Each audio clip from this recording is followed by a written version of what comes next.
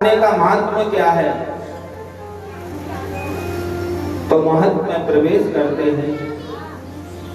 श्री सरस्वती नमः। ओम नमो भगवते वासुदेवाय नमः। श्रीमद्भागवत नमः। सच्चिदानंद रूप विश्वोत्पत्त्यादिहेतवे तापत्रय विनाशाय श्री कृष्णाय वयं नमः।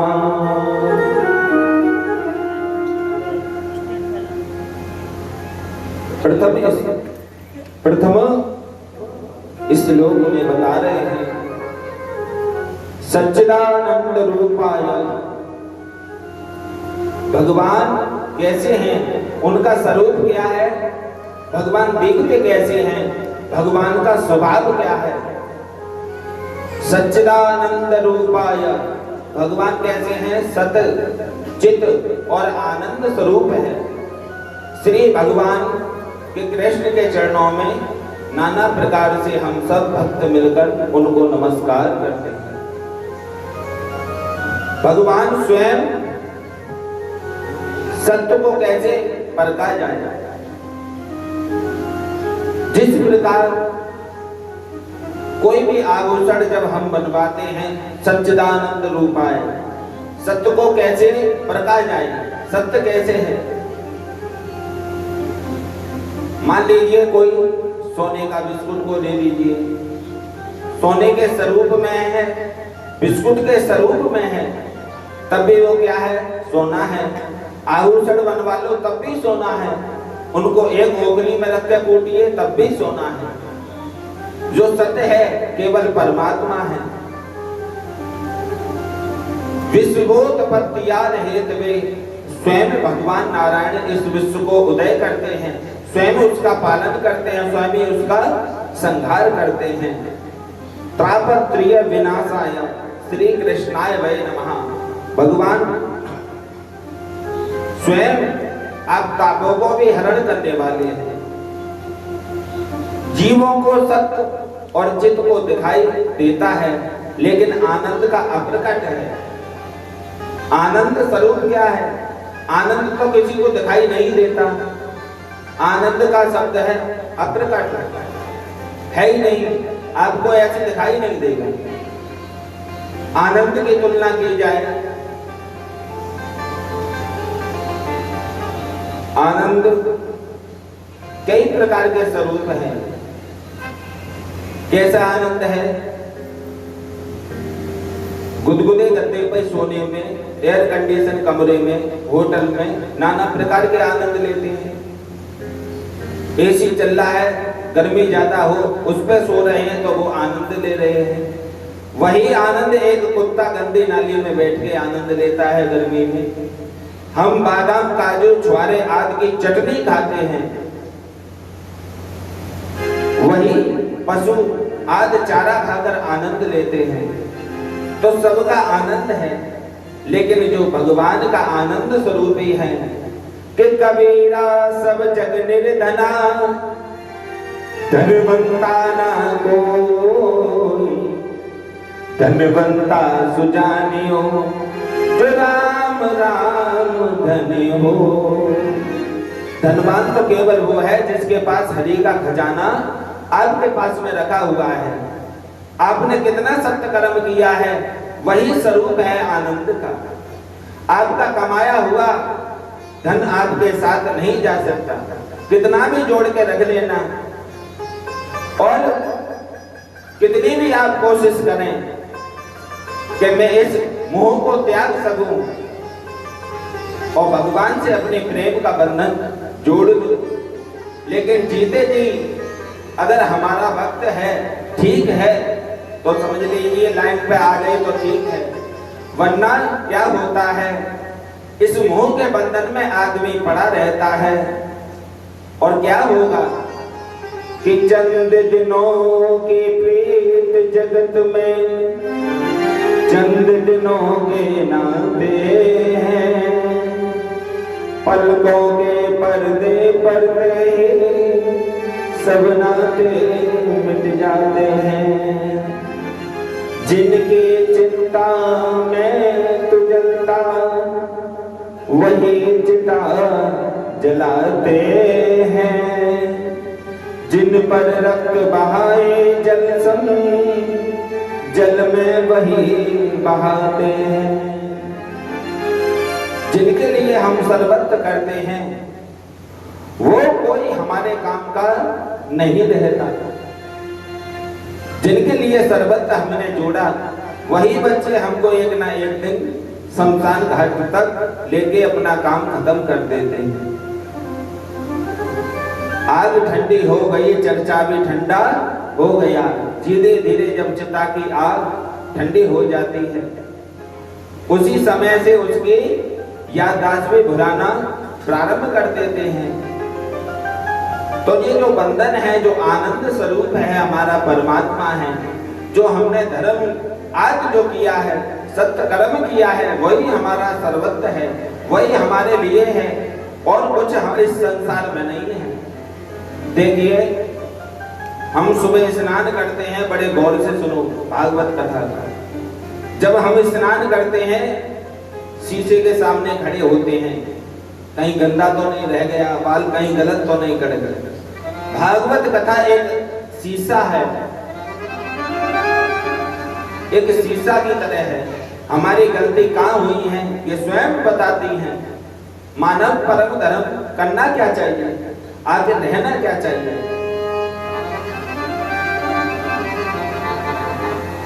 इस लोक में हम पड़े पड़े रहते हैं। लोग ही सांपिन को नहीं खाया, लोग ही सांपिन को नहीं खाया, लोग ही सांपिन को नहीं खाया, लोग ही सांपिन को नहीं खाया। वो जग बड़ी व्यापनी माया, वो जग जाए व्यापनी माया, वो नहीं जाए व्यापनी माया। ऐसा कोई नहीं है इस संसार में जो बंधन में नहीं बंधा हो। कोई ना कोई किसी ना किसी के बंधन से बंधा हुआ है। लेकिन हमारे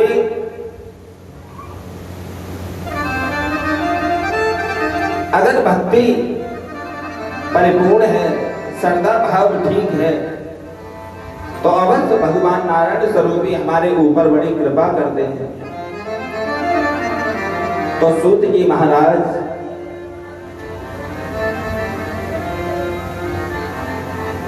सौनकादि 88,000 ऋषि वन में बैठे अपनी नित्य क्रिया से निमित्त होकर बैठे हुए हैं। अपनी क्रियाओं से निमित्त, लेकिन कलियुग आने वाला है, उसके लिए विधान नाना प्रकार के किए जा रहे हैं। वेद व्यास जी ने नाना प्रकार के वेदों की रचना की, पुराणों की रचना की। अब यज्ञ पे यज्ञ, अनुष्ठान पे अनुष्ठान किए जा रहे हैं, लेकिन मन को शांति ऋषियों को नहीं मिलती। और जब ऋषियों को मन में शांति नहीं मिली तो मन में विचार आया, आखिर क्या किया जाए इस कलियुग से,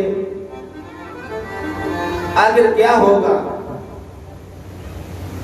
और कलियुग का प्रभाव जब होगा नाना प्रकार का, क्या होगा कि सब नर काम क्रोध अति लोभी, सब नर काम क्रोध अति लोभी, सब नर काम क्रोध अति लोभी, सब नर काम क्रोध अति लोभी।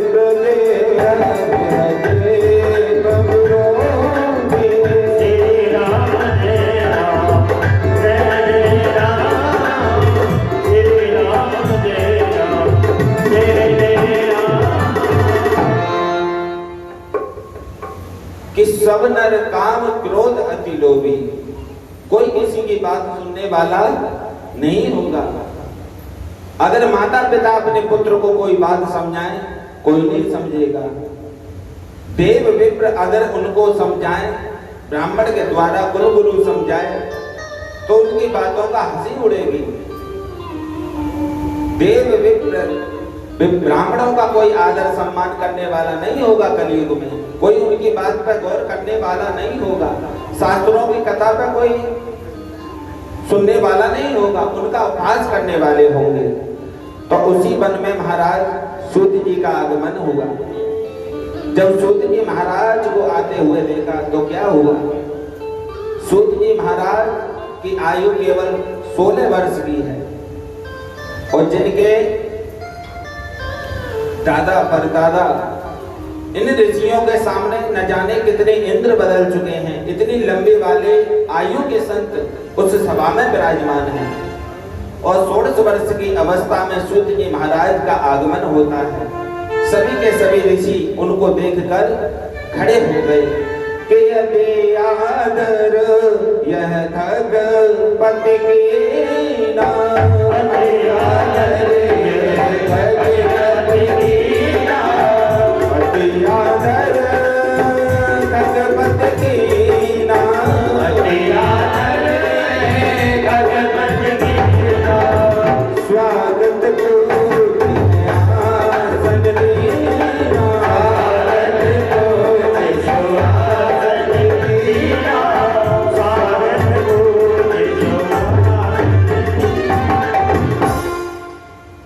ऋषि मुनियों ने महाराज का बहुत स्वागत किया। सूत जी महाराज कहते हैं, महाराज मेरा इतना सम्मान आप क्यों करते हैं? मैं तो आपके पौत्र के बराबर का हूँ, आपके बच्चे मुझसे भी बड़े हैं और आप मेरे बाबा परबाबा से भी बड़े हो, लेकिन मुझे शोभा नहीं देता। तो ऋषिवर कहते हैं कि धन वृद्धा बल वृद्धा आयुर्वेधते त्रेया ज्ञान विस्तार किंकरा शिष किंकरा। धन वृद्धा कोई धन में बड़ा होता है, बल वृद्धा कोई अपने बल से बड़ा होता है, आयु वृद्धा कोई आयु से बड़ा होता है। त्रेयापे ज्ञान विस्तार किंकरा शिष किंकरा। हे महाराज, जिस प्रकार एक सूर्य पूरे संसार को प्रकाश देता है, पूरे संसार को वो ये नहीं देखता है कि कोई गरीब है कि कोई अमीर है, कि कोई गरीब है या अमीर है, या मंदिर है या यहाँ मंदिर नहीं है। क्यों? सूर्य का काम है प्रकाश देना, तो वह सब जगह आता है, उसका प्रकाश हर जगह प्राप्त होता है। और जब इंद्र देवता वर्षा करने के लिए आते हैं, वो किसी के साथ भेदभाव नहीं करते हैं, एक समान जब वर्षा होना प्रारंभ हो जाती है। उसी प्रकार महाराज, आप वेदों के ज्ञाता हो, आप सर्वमान हो, जो अंधरूपी अंधकार हमारे हृदय में छुपा हुआ है, उस अंधकार को आप दूर करने वाले हो। आपके आ जाने से लगता है जिस प्रकार डूबते हुए को तिनके का सहारा प्राप्त हुआ। सूत जी महाराज से बड़े निवेदन हाथ जोड़कर प्रार्थना की। देखिए, भागवत कथा में वर्णन आता है कि हम घर से भी चले, निष्काम भक्ति सर्वश्रेष्ठ मान है, निष्काम भक्ति सर्वश्रेष्ठ मान है। आप कथा कराएं, उसमें भावना ये नहीं हो कि भगवान पुत्र की शादी हो जाए हम कथा जब ही कराएंगे, कि भगवान हमारे बेटे की शादी हो जाए भागवत कथा हम जब ही कराएंगे, या संकल्प हम करके बैठ जाए ये काम हो जाए तब हम श्रीमद् भागवत कथा कराएं, या भगवान हमारा ये काम हो जाए तभी आपकी कथा श्रवण करेंगे। ऐसा मन में भाव नहीं होना चाहिए, कोई कामना लेकर नहीं आना चाहिए।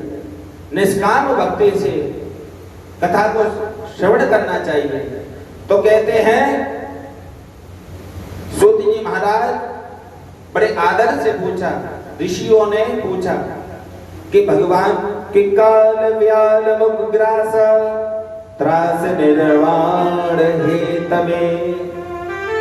महाराज, इस काल रूपी व्याल से बचने को क्या उपाय है? हमारा जीवन किसमें है? बहुत बड़ा अजगर सर्प है, उसके मुख में ही हमारा जन्म होता है, उसी में पालन पोषण होता है। जैसे काल व्याल मुख ग्रास है, उसके मुख में हम एक निवाला, एक ग्रास बनकर बैठे हुए हैं। जैसे ही काल रूपी व्याल मुख को बंद करेगा, हम मृत्यु को प्राप्त हो जाएंगे। सूत जी महाराज से पूछा, महाराज इससे बचने का उपाय क्या है? सूत जी महाराज कहते हैं कि श्वास श्वास पर हरे भज, वृथा सांस जन खोए, ना जाने जा श्वास को आवन हो न कोई। काल रूपी व्याल के मुख में हम बैठे हुए, किसी को नहीं पता जे अजगर सर्प कब अपना मुख बंद कर ले। आपने सुना होगा कि अभी तो वहां गए थे, अभी तो लौट के आए थे, अच्छे भले हमें प्राप्त हुए, अब शाम को देखा तो कुछ नहीं। क्षण भांगुर जीवन की कल का, कल प्रात को जाए खिली ना खिली। मलिया तन के सुत शीतल मंद, सुगंध समीर चले ना चले। भजले हरि नाम अरे रसना, फिर अंत समय में हिले ना हिले। ज्यादा से ज्यादा मानव को अपना मन भगवान के चरणों में लगाना चाहिए। सूत जी कहते हैं कि सांसों का क्या भरोसा, सांसों का क्या भरोसा, रुक जाए चलते चलते, रुक जाए चलते चलते। सांसों का क्या भरोसा, सांसों का क्या भरोसा, रुक जाए चलते चलते, रुक जाए चलते चलते। जीवन की जो है ज्योति, जीवन की ये ज्योति, बुझ जाए चलते चलते, बुझ जाए चलते चलते।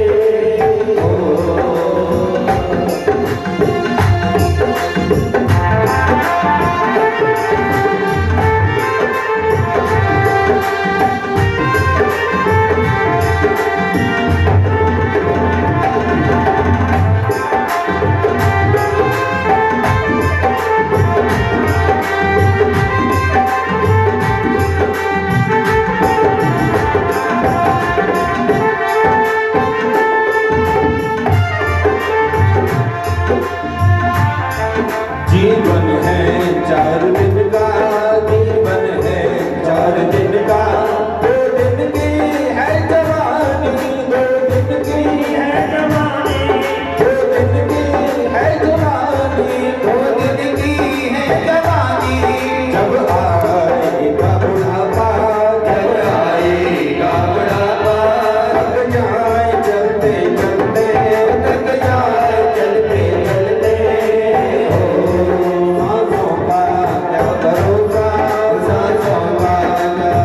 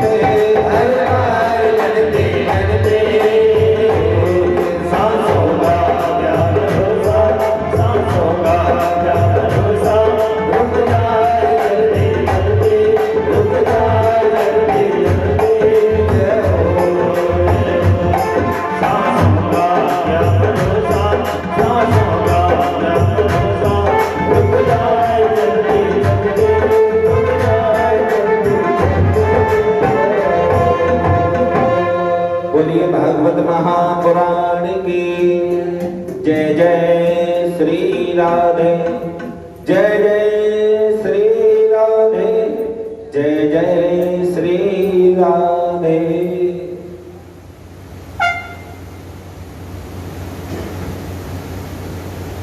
सूत जी महाराज कहते हैं मानव को ज्यादा से ज्यादा, एक बार की बात है, सुखदेव भगवान राजा परीक्षित जी को कथा सुना रहे थे, तो देवताओं को जब पता चला कि श्रीमद् भागवत कथा चल रही है, तो स्वर्ग का लेकर अमृत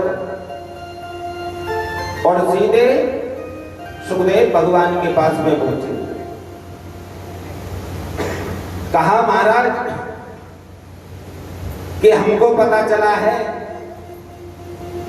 कि राजा परीक्षित जी को 7 दिन का श्राप लगा है, 7 दिन में इनकी मृत्यु हो जाएगी, लेकिन हमने एक ऐसा उपाय निकाला है, स्वर्ग से अमृत को लेकर आए हैं, राजा परीक्षित को इस अमृत को पिला दीजिए, ये अमर हो जाएंगे और इसके बदले में कथा को हमें श्रवण करा दीजिए, दोनों काम ही ठीक हो जाएंगे। सुखदेव जी कहते हैं क्या सुधा क्या कथा लोके, क्या काचुहा क्या माधवा, ब्रह्मा रतो विच्यैवा तथा तो देवं जहसः। सुखदेव जी कहते हैं कहां स्वर्ग का अमृत और कहां श्रीमद् भागवत कथा,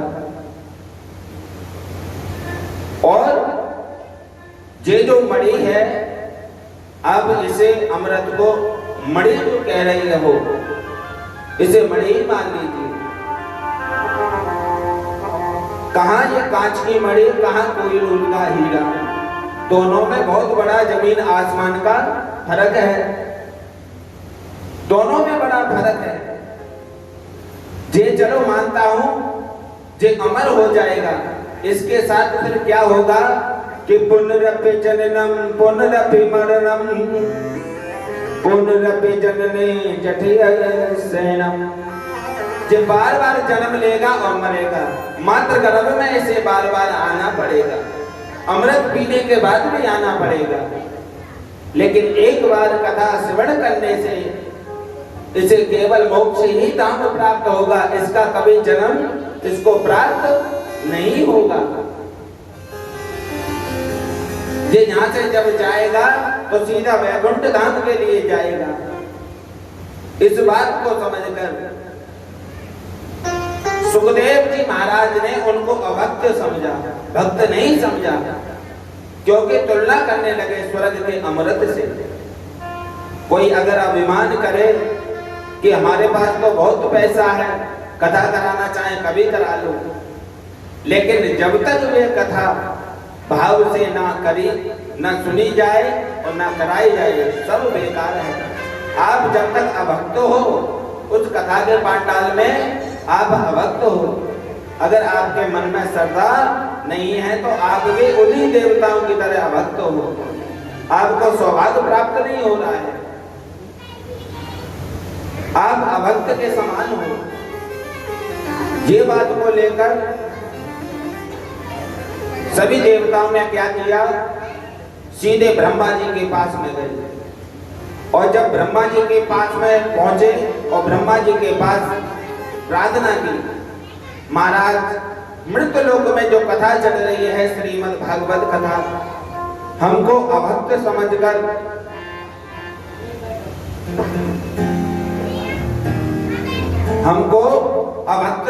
हमको ब्रह्मा जी ने वापस कर दिया। और जब अभक्त समझकर लौटा दिया तो ब्रह्मा जी ने उन देवताओं के मन को शांति देने के लिए एक सुझाव किया, एक उपाय निकाला। कैसा उपाय देख रहे हैं नाना प्रकार की मणियां, सोना, चांदी, रतन, मणि आदों को निकलवाते हैं। भागवत जी की पोथी को एक पल्ले में रख दिया, नाना प्रकार के रतन आदि को निकलवाया ब्रह्मा जी ने। नाना प्रकार के देवता आभूषण इकट्ठा करते हैं। तो आखिर क्या कैसे हुआ? तो बताते हैं कि एक बार की बात है, नारद जी बड़ी तीव्र गति से दौड़े दौड़े भागे भागे जा रहे थे। जब दौड़े दौड़े भागे भागे जा रहे थे तो सनत कुमारों की नजर नारद जी के ऊपर पड़ी और बड़ी लंबी लंबी सांसें चढ़ रही थी और बड़े आदर के साथ पूछा, और बड़े आदर के साथ पूछा, हे नारद, क्या बात है? आप इतने उदास, इतने चिंतित क्यों हो? आखिर क्या बात हो गई? तो ब्रह्मा नारद जी कहने लगे, क्या बताऊं ऋषि कुमारों, सनत कुमारों, अयम तो प्रथमे जातो यत्वा सर्वमत्तमिति पुष्करम च प्रयागम च कासे गोदावरी तथा। मैं महाराज पृथ्वी पे गया, मैंने पृथ्वी पे जब गया, मैं समस्त इस पृथ्वी लोक में हरि क्षेत्र में गया, कुरुक्षेत्र में गया, राम सेतु में गया। मैं सत्य कहता हूं, मुझे मन में शांति नहीं मिली। हर जगह मैं घूमा, गंगे च यमुने च गोदावरी सरस्वती नर्मदा सिंधु कावेरी जलम सिंधु सुनी। हर जगह मैं घूमने के लिए गया, लेकिन मेरे मन को शांति नहीं मिलती। और ना कोई सत्य बोलता। मृत्यु लोक में मैंने जाकर क्या क्या देखा, नाना प्रकार के मैंने लोगों को देखा। और क्या क्या देखा, अगर एक काम धर्म का करे, 100 काम झूठ बोल ले, और एक काम अगर धर्म का कर दे, तो उनका नंबर राजा हरिश्चंद्र जो सतयुग में थे, उनके बराबर अपनी तुलना करते हैं कि मैंने आज ये सत्य कर्म धर्म को किया, उसे गाना प्रारंभ करते हैं, मैंने ये कर दिया, मैंने वो कर दिया। नाना प्रकार का अपना नाम चाहते हैं। और कहीं लिखा हुआ है, मोनी बाबा आश्रमों में गया, संतों के पास गया, इस पृथ्वी की मैंने परिक्रमा की। कहीं लिखा हुआ है मोनी बाबा, उस आश्रम से महाराज सूर्य प्राप्त होता है। कहीं लिखा हुआ है बाल ब्रह्मचारी बाबा, उस आश्रम में नाना प्रकार के अनगिनती के बच्चे खेल रहे हैं। कलिना धरे निर्विद्रिया धरे बुद्धि तादुना। महाराज इस कलियुग का कलिना धर्म मित्रेणा धरे बुद्धि तादुना, इस कलियुग ने मानव की बुद्धियों को बिगाड़ दिया है। सनत कुमार बोले, घर में तो बाबा नई बहुओं की चलती है, अब माता पिता को कौन पूछे, जो बहू कह दे वही होवे। कहते हैं दीवार बिगाड़े आरो और घर बिगाड़े सारो। अगर घर की दीवारों में ज्यादा आले निकालना शुरू कर दो तो वो कमजोर हो जाती है। घर में अगर बाहर वालों के चलाना शुरू कर दो, वह घर कभी सुखी नहीं रह सकता, कोई ना कोई परेशानी उसमें रहेगी। लेकिन महाराज एक बार जब मैं वृंदावन मार्ग में पहुंचा तो मैंने एक देखा। क्या देखा? भूवो साधु क्षणतिष्ठा मंचमपि नास्या दर्शनम तव लोकस्य सर्वथा भरम परम। मैंने एक वृद्ध माता को बैठा हुआ देखा। वृद्ध माता बैठी हुई है उस वृंदावन में। उसके अगल बगल में जो पुरुष पड़े हैं, दोनों के दोनों मूर्छा हालत में हैं।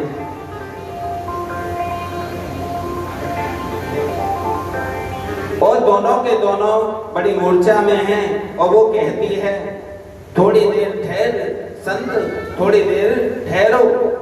मैंने सुना है कि संतों की जब कृपा होती है, नाना प्रकार के कष्ट दूर होते हैं। और संत के चरण जिस घर में पड़ जाए, समझ लो बेड़ा पार ही हो जाता है। संतों की महिमा को मैंने सुना है। अरे संत ठहर, थोड़ी मेरी चिंता है, उसे दूर कीजिए। संतों के दर्शन से संसार में समस्त पाप दूर हो जाते हैं। नाना प्रकार के पाप ताप दूर हो जाते हैं। जो मनुष्य के बहुत से पूर्व जन्म में शुभ कर्म होते हैं, तभी उनके भाग्य उदय होते हैं, तब जाके संतों के दर्शन उनको प्राप्त होते हैं। नारद जी, जरा तुम तो बड़े विशेष संत हो, जरा मेरा कष्ट दूर करके जाओ। बड़े भाग जब जानियो तब मिलने आवे संत, संतन थो मिटुक जाय करे, संतन को मिल करे। जब कष्ट सब संतन को अंत, बड़े भाग जब जानियो जब मिलने आवे संत, संतन को मिलो करे सब कट जावे। जब संतों का हमारे जीवन में मिलना होता है तो समझ लीजिए हमारे कष्ट दूर होने वाले हैं।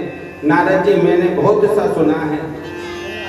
जब युवती बैठी बैठी रो रही है, विलाप कर रही है, और मैंने क्या किया, मैंने नाना प्रकार के सत्य कर्म किए, नाना प्रकार के वेद मंत्रों की वाणी शुरू की, नाना प्रकार से मैंने गीता पढ़ी, नाना प्रकार के पुराणों की रचना की, भगवान का कीर्तन किया, आज वेद वाणी मैंने गाई, लेकिन उन दोनों पर कोई भी प्रभाव नहीं पड़ा मेरी वेद वाणियों का। और केवल एक ही आकाशवाणी हो रही है कि सत्य कर्म सूचको नूनम ज्ञान यज्ञ स्मरो बुधै श्रीमद् भागवतालापा सतु गीता सुखदेवी। केवल एक ही आकाशवाणी होती है कि देखो नारद ज्ञान वैराग का बुढ़ापा दूर करने के लिए और भक्ति देवी का कष्ट दूर करने के लिए केवल सत्य कर्म करो, तभी इनका कष्ट दूर होगा भक्ति माँ का। और नारद जी कहने लगे, महाराज कि आखिर सत्य कर्म है क्या, आखिर होना क्या चाहिए, आखिर होना क्या चाहिए, मेरी तो कुछ समझ में नहीं आ रहा। सनत कुमार बोले, केवल आप श्रीमद् भागवत कथा का सप्ताह यज्ञ का प्रबंध करो, इसी से उनका कष्ट दूर होगा और भक्ति देवी का कष्ट सब दूर हो जाएगा, उनकी मूर्छा दूर हो जाएगी।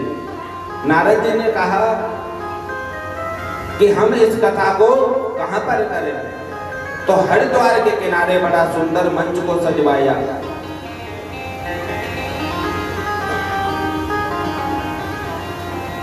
हरिद्वार के किनारे बड़ा सुंदर मंच को सजवाया, नाना प्रकार का आनंदमय मंच को बनाया। व्यास मंच पर चारों भाई आसीन हो गए। नारद जी श्रोता बनकर बैठ गए। सनत कुमार चारों भाई वेद व्यास बन गए, बैठ गए। कथा प्रारंभ होने लगी। चारों ओर ढिढोरा पिटने लगा और चारों ओर जब ढिढोरा पिटने लगा, नारद जी हाथ जोड़कर 3 आसनों को लिया।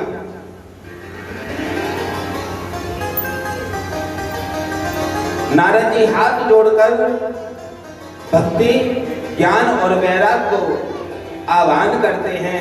हे भक्ति माँ, तेरे कष्ट के दूर के लिए और तेरे पुत्रों के लिए जब मैं श्रीमद् भागवत कथा का आयोजन करा रहा हूं, आप इन्हीं पर आकर विराजमान हो जाओ। लेकिन जो 3 आसन पड़े हैं, भक्ति और ज्ञान वैराग किसी को दिखाई नहीं दे रहे हैं।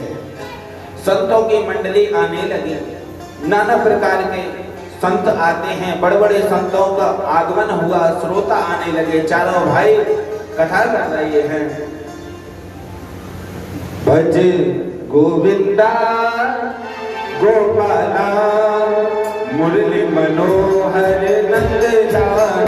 भज गोविंदा गोपाला मुरली मनोहर नंद लाला। मेरा मुरली मनोहर नंद लाला, मुरली मनोहर नंद लाला, मुरली मनोहर नंद लाला, मुरली मनोहर नंद लाला। गोविंदा गोपाला मुरली मनोहर नंद लाला, गोविंदा मुरली मनोहर नंद लाला।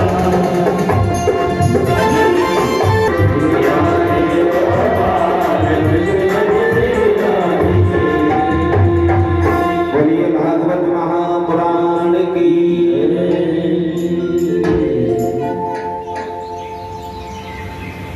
नारद जी ने रता विमार्गा, जिस मनुष्य ने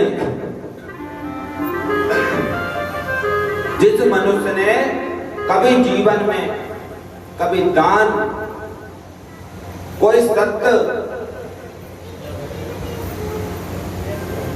कभी कोई दान नहीं किया हो, कभी सत्य नहीं बोला हो, किसी संत की सेवा नहीं की हो, कभी किसी ब्राह्मण के लिए दान नहीं दिया हो, कभी भी वो भगवान की कथा में कभी नहीं बैठा हो, क्या ऐसे मानव के निमित्त अगर भागवत कथा कराई जाए, क्या उसके जीवन में परिवर्तन होगा? या उसके जो मर चुका है उसके लिए भगवान का धाम प्राप्त होगा? क्या मोक्ष की प्राप्ति ऐसे मानव के लिए हो सकती है?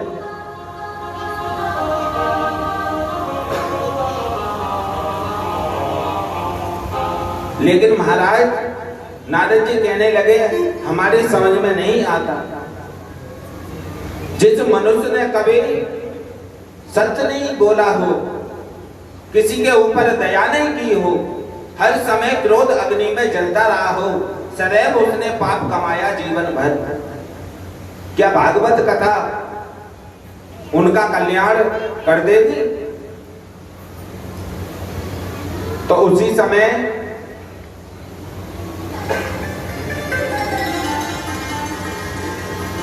सनत कुमार और कहने लगे, आपने बहुत बढ़िया प्रश्न किया है। आपके प्रश्न से जुड़ी हुई कथा आपको सुनाता हूं। तुंगा भद्रे तटे पूर्वं भूतत्मुतत्तमं ममं तत्वर्णा सुधा धर्मे। तुंगा भद्रा नाम की एक नदी है, जिसके किनारे एक बहुत सुंदर नगर था। उस नगर का नाम है उत्तम नगर। उसमें चारों वर्णों के लोग वास करते हैं और बड़ा सुंदर है, बड़ा तेजस्वी है। उसमें चारों वर्णों के लोग वास करते हैं। उसी में एक विप्र देवता वास करते हैं, तेजस्वी ब्राह्मण वास करते हैं। और तेजस्वी ब्राह्मण हैं, बड़े दयालु हैं, बड़े तेजस्वी हैं, बड़े विद्वान हैं, जिनकी एक पत्नी है, उसका नाम धुंधली है। आत्मा देव किसे कहते हैं? जिसने अपनी इंद्रियों को एकदम नमन करके रखा हो, दमन करके रखा हो, इंद्रियों पर काबू पाकर रखा हो, उसे आत्मा देव कहा जाता है। धुंधली किसे कहते हैं? धुंधली कहते हैं बुद्धि के लिए। नाना प्रकार के जो विकारों में चलती है बुद्धि, वह समझ लो धुंधली है। तो उनकी पत्नी का नाम है धुंधली। जो धुंधली देवी है, जैसा नाम वैसा ही स्वभाव। पंडित जी तो दिन भर पूजा पाठ करते हैं, पंडित जी महाराज तो दिन भर पूजा पाठ करते हैं, यज्ञ करते हैं, अनुष्ठान करते हैं। पंडित जी के जाने पर तो धुंधली देवी नाना प्रकार से उनका बड़ा मान सम्मान करके उन्हें विदा करती है, काम करने के लिए जाते हैं। शाम को आते हैं, जैसे थाली लेकर नजर उतारती है, जब पंडित जी महाराज घर पे नहीं रहते तो नाना प्रकार के अड़ोसी पड़ोसियों से लड़ना शुरू करती है। दिखावा जाता है। भगवान कहते हैं दिखावा मुझे पसंद नहीं है। कि निर्मल मन जन सोई मोहि पावा,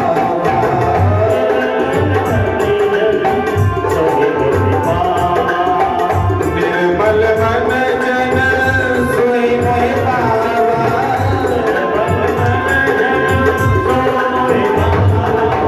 मोहि कपट चल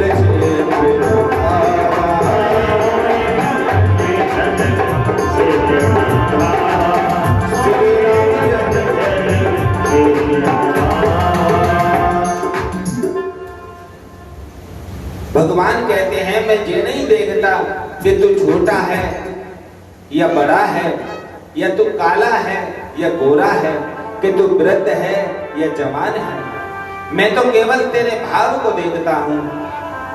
और तू दिखावा कितना भी कर ले तो भी मुझे, हम कितना भी अगर कर्म करें, कर्मणा मनसा वाचा कर्मणा, मन से कितनी भी हम भक्ति करें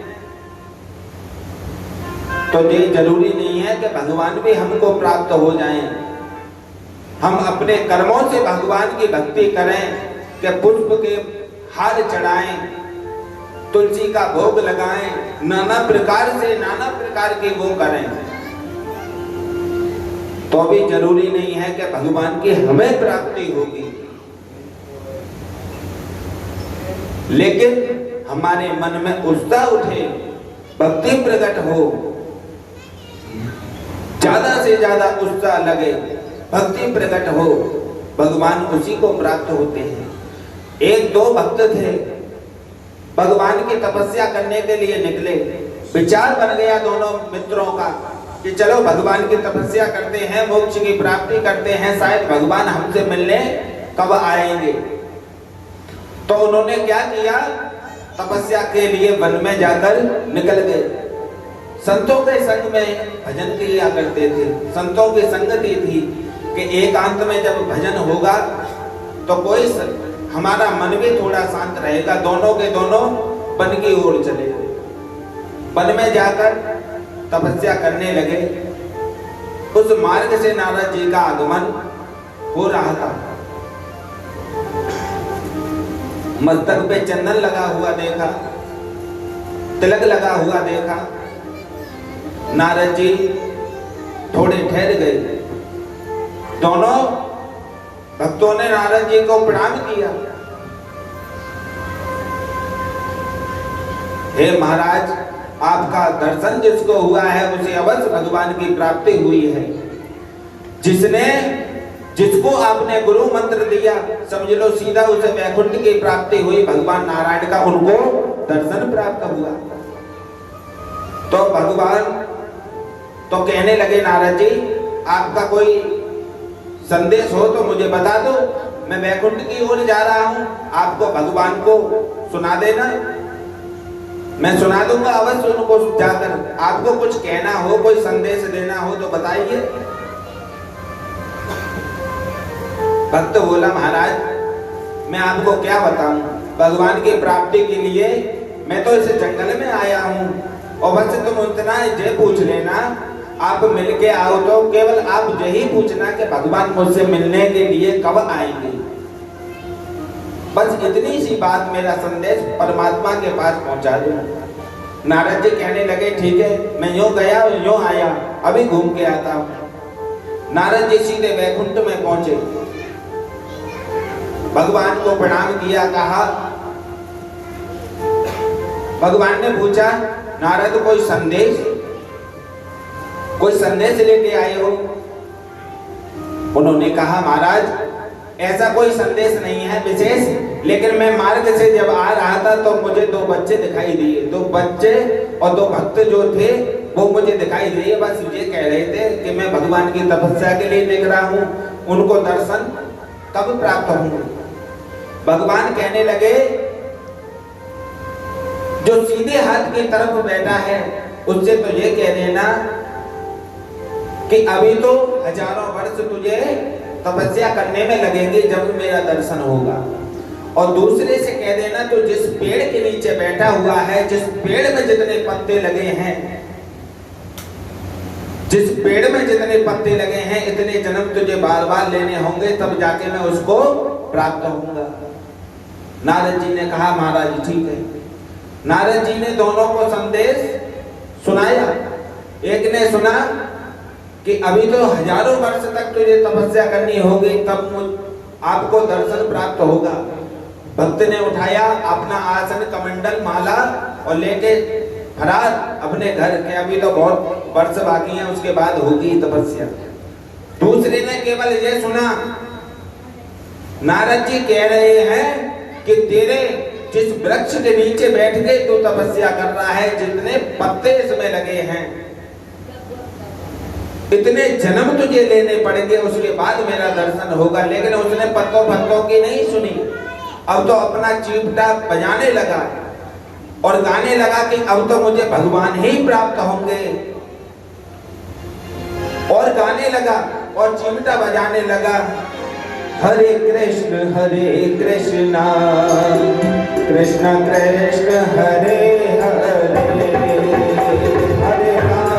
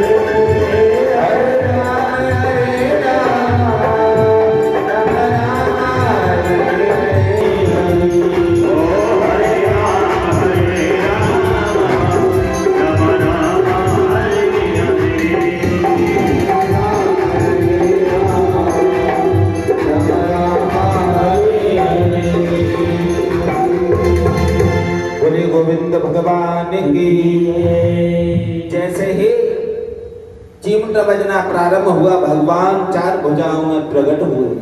बोलिए नारायण भगवान की जय। नारद जी केवल संबंध अपनी डोर मन की भगवान के चरणों से जोड़ो। तो भगवान कहते हैं मैं बनावटी से प्यार नहीं करता, केवल मेरे लिए कोमल भक्त ही, जो स्वभाव निर्मल है, जिसका स्वयं, जिसके मन में छल कपट दूर रहता है, केवल मुझे जो भाव से पुकारता है, पुष्प दे, धूप दे, दीप दे, जो भी अपने मन से दे, केवल तुलसी ही दे दे, तो भी मैं उसे भाव से ही स्वीकार करता हूँ। अन्यथा आप कितनी भी रबड़ी रोज भोग लगाओ तो भी वह बिना भाव के बेकार है। लेकिन महाराज जो आत्मा देव हैं, उनके घर में कोई संतान नहीं है। विप्र देवता अपने हाथों से जब भी तुलसी को लगाते हैं, तुलसी सूख जाती है। जब भी कोई घर पे आता है महाराज तुलसी के 4 पत्ते चाहिए, एकादशी का दिन है, भगवान का भोग लगाना है, दे दीजिए। पंडित जी महाराज उदास होकर कहते हैं, बेशक मैं ब्राह्मण देवता हूँ, लेकिन मेरे घर में कभी तुलसी का बिरवा होता ही नहीं। मैंने जितना भी फलों के वृक्षों को रखता हूँ, कभी भी उस वृक्ष में फल प्राप्त नहीं होते हैं। मेरी शादी को भी वर्षों हो गए, लेकिन आज तक मेरे घर में कोई पुत्र न पुत्री ने जन्म लिया। द्वार पर बंधी हुई गाय भी बांझ खड़ी है, जिसको पता नहीं होता। पंडित जी महाराज आज भगवान की सत्यनारायण भगवान की कथा हो रही है, थोड़ा सा गाय का दूध दे दो। पंडित जी महाराज निराश होकर केवल यही कहते हैं, महाराज मेरे द्वार पर बंधी हुई गाय अभी तक जो बांझ की बांझ है, इसके कोई बच्चा पैदा नहीं हुआ, तो दूध कहां से मैं आपको दे दूं। सामने अगर कोई पड़ जाए, सुबह सुबह पंडित जी को देखकर मुंह टेढ़ा करते हैं, इनके कोई संतान नहीं है, ये बड़े दरिद्र हैं, बड़े कष्ट में इनका जीवन है। आत्मा देव जी बड़े दुखी हुए, और जब दुखी होकर विलाप करने लगे, रोने लगे, आज सोचने लगे इससे तो मेरा मर जाना ही उचित रहेगा। मुझे हर लोग देखते हैं, मैं मन से बड़ा दुखी होता हूँ। और एक वन में जाकर बैठ गए और रोने लगे, और जब रोने लगे वहां से तेजस्वी कोई संत, कोई ब्राह्मण देवता जा रहे थे, उनको देखकर रुक गए। और जब ब्राह्मण को बैठा हुआ देखा, जब उदास बैठा हुआ देखा, रोते हुए देखा, तो कहने लगे, कथम रोदसे विप्रत्वम क्वाते चिंता बलायसे वद्रम सत्तम सरम मामं सुरस्यम दुःख कारणम। पंडित जी महाराज आप रोते क्यों हो? कोई बहुत बड़े आप मुझे कर्मकांडी दिखाई देते हो, आप तो बड़े तेजस्वी हो, और मुझे मालूम हो लगता है आप कर्मकांड भी अच्छा जानते हो, और बड़े तेजस्वी बड़े विद्वान हो आप, आपकी मस्तक की रेखा बता रही है, लेकिन आप रोते क्यों हो? आखिर क्या बात है? कहने लगे, महाराज क्या बताऊं, मैंने अपने हाथ से तुलसी का बिरवा लगाया, वो मुरझा गया। मैंने अपने हाथों से फल का वृक्ष लगाया, वो कभी नहीं होता। मैंने अपने हाथों से नाना प्रकार के वृक्षों को लगाया, आज उनकी सिंचाई की, कि तुलसी बिरवा बाग के सींचत ही मुरझाया, हरि भरोसे जो रहे पर्वत पे हरिया। तुलसी बिरवा बाग की सींचत ही मुरझाए, मैं कितना सींचता हूं लेकिन फिर भी मुरझाती है। और जो बाहर जाकर देखो हरे भरे पौधा जो ही हो जाते हैं, लेकिन मैं बड़ा दुखी हूं, न मेरे हाथ से पौधा होता है। परसों मेरे द्वार पर गाय बंधी हुई हो गई, उसके भी आज तक कोई संतान, कोई बछिया, कोई बछड़ा पैदा नहीं हुआ। मेरी शादी को वर्षों हो गए, लेकिन आज तक मेरे घर में किसी संतान ने जन्म नहीं लिया। मुझे इसलिए दुख होता है, मुझे इसलिए दुख प्राप्त हो रहा है, मुझे इसलिए दुख होता है कि मेरे घर में कोई संतान ने जन्म नहीं लिया। मुझे इस बात की चिंता ज्यादा खाई जा रही है। पंडित जी कहने लगे, महाराज ये सब तुम्हारा मोह है।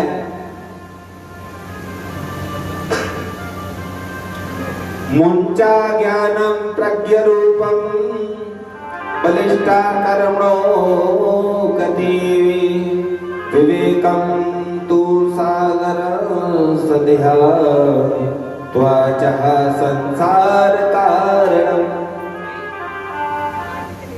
तेजस्वी महात्मा कहते हैं आत्मा देव से कि पंडित जी, आपके मन में जो पुत्र का मोह है उसको त्याग दीजिए।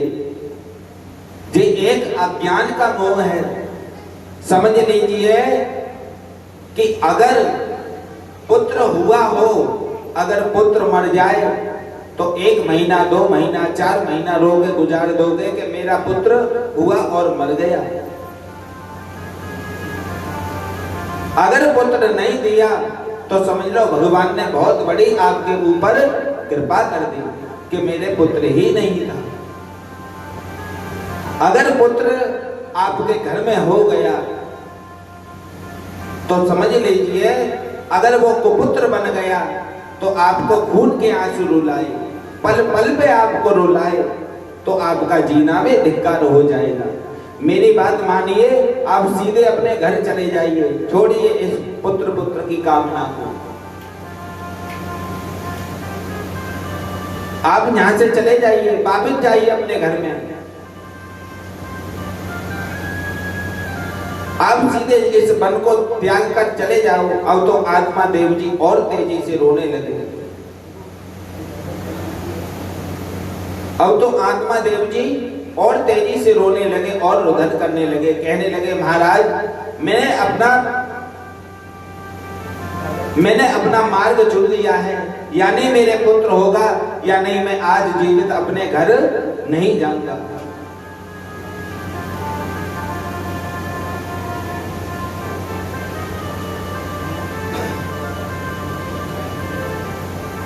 चाहे कुछ भी हो जाए, मैं बिना पुत्र के घर नहीं जाऊंगा। महात्मा जी कहने लगे, तुम मानते नहीं हो इस संसार की केवल मोह का बंधन है, लेकिन तुम नहीं मान रहे तो केवल मैं एक ही काम करता हूं, ऐसा करो।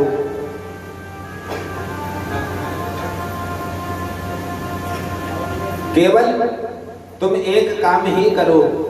तो एक महात्मा जी ने एक फल दिया, और कहा, इसे ले जाओ और अपनी पत्नी को खिला देना। पंडित जी महाराज बड़े प्रसन्न हुए। कहा, संत की कृपा से बड़े जो काम कभी नहीं होते वो जरूर हो जाएंगे। ब्राह्मण देवता ने उसे बड़ी श्रद्धा विश्वास के साथ उस फल को ले लिया। उस वन में से सीधे घर पे आए और अपनी पत्नी धुंधली को बुलाया। कहा, देवी, इस फल को आप पा लीजिए।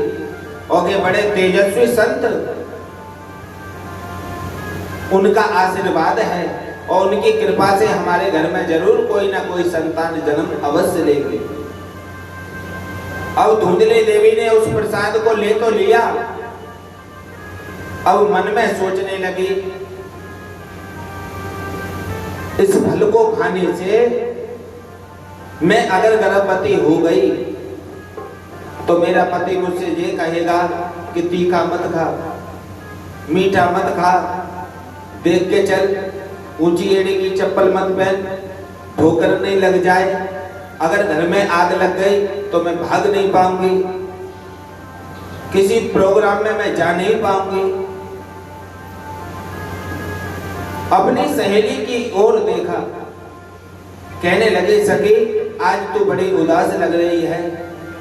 कहने लगी, बहन क्या बताऊं, सुबह से एक फल आ गया है, उसके चक्कर में बड़ा दिमाग खराब है। कहने लगी, फल आ गया है, क्या दिमाग खराब है? धुंधली कहने लगी, जिनके घर में खाने के लिए बहुत कुछ है, उनके यहाँ कोई खाने वाला नहीं है, और जिनके घर में कुछ खाने के लिए नहीं है, मां नाना प्रकार के लोग भूखे सो रहे हैं। कहने लगे, अरे बहन, तू ठीक ठीक मुझे बात बता, आखिर बात क्या है? कहने लगे, तेरा पति दिन भर मजदूरी करता है, तेरे घर में 7-7 8-8 पुत्र हैं, और मेरे घर में नाना प्रकार की अपार दौलत संपदा पड़ी हुई है, लेकिन मेरे घर में कोई खाने वाला नहीं है। तू ऐसा कर, तेरे गर्भ में जो संतान है तो इसे मुझे दे दे, मैं तुझे इतना धन दूंगी कि तेरी आने वाली पुष्टि भी बैठ के खाएंगी। धन का लालच दे दिया अपनी सखी को, कहने लगे ठीक है।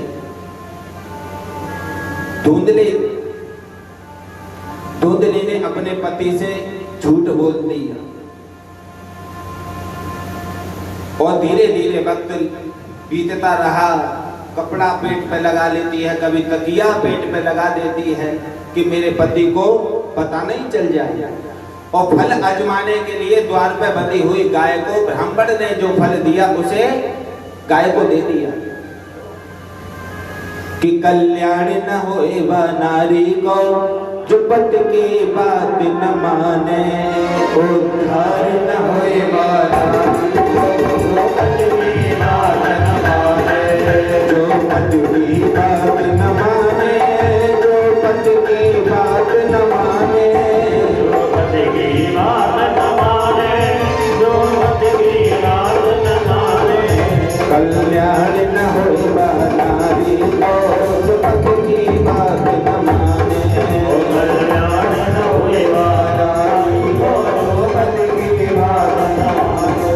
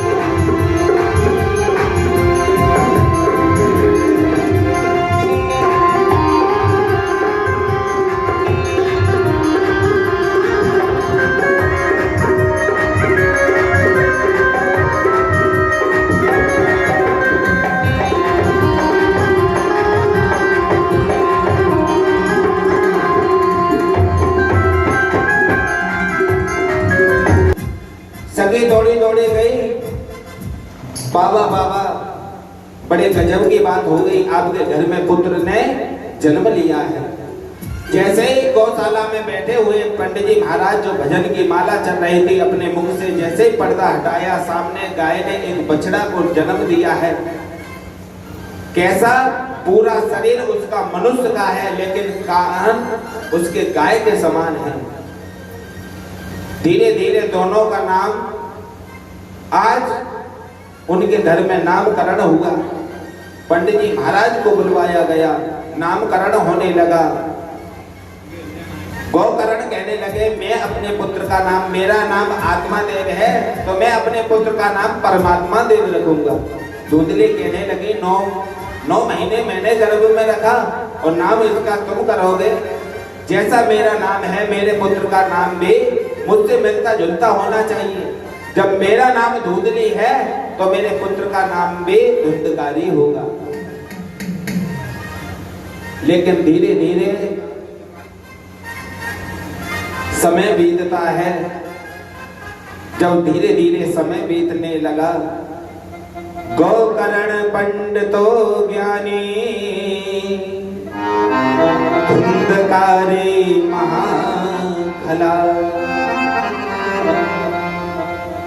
जो गौकर्ण नाम का जो पुत्र था, जो संत के प्रताप से उस गाय के गर्भ से हुआ, इतना तेजस्वी संत बना, इतना विद्वान ब्राह्मण पैदा हुआ, धुंधकारी खल हो गया। धुंधकारी खल हो गया। पंडित जी महाराज द्वार पर उदास बैठे हैं। उधर से गौकर्ण का आगमन हुआ। जब गौकर्ण का आगमन हुआ,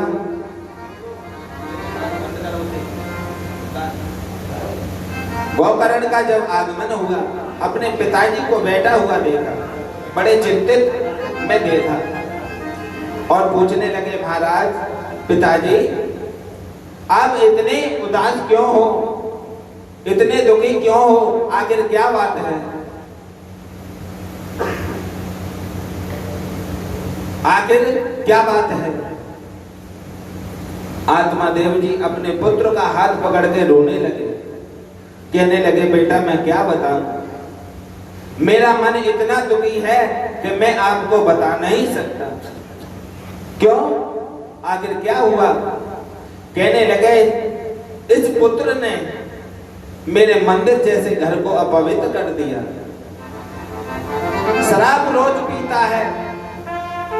जिस घर में चरणामृत किसी जमाने में मैं देता था, बनाता था, अपने भक्तों को पिलाता था, इस घर में कीर्तन होता था, आज मेरे घर में आंगन में शराब की बोतल पड़ी है, जगह जगह मांस के टुकड़े पड़े हुए हैं, जगह जगह हड्डियां पड़ी हैं, जो राक्षस रोज खाता है। मेरा मन इस घर में रहने को मन नहीं करता। मैं इतना समझाता हूँ, जुआ हर जगह खेलता है, हर जगह हर समय शराब पीता है, इसे कितना भी समझाऊं लेकिन ये मानता नहीं है। जब भी उसके पिता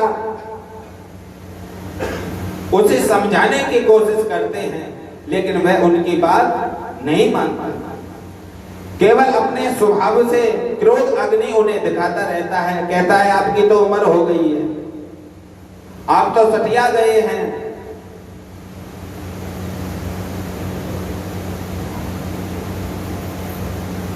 आपकी तो उम्र हो गई है, आप तो सटिया गए हैं, आप इस लायक नहीं हो।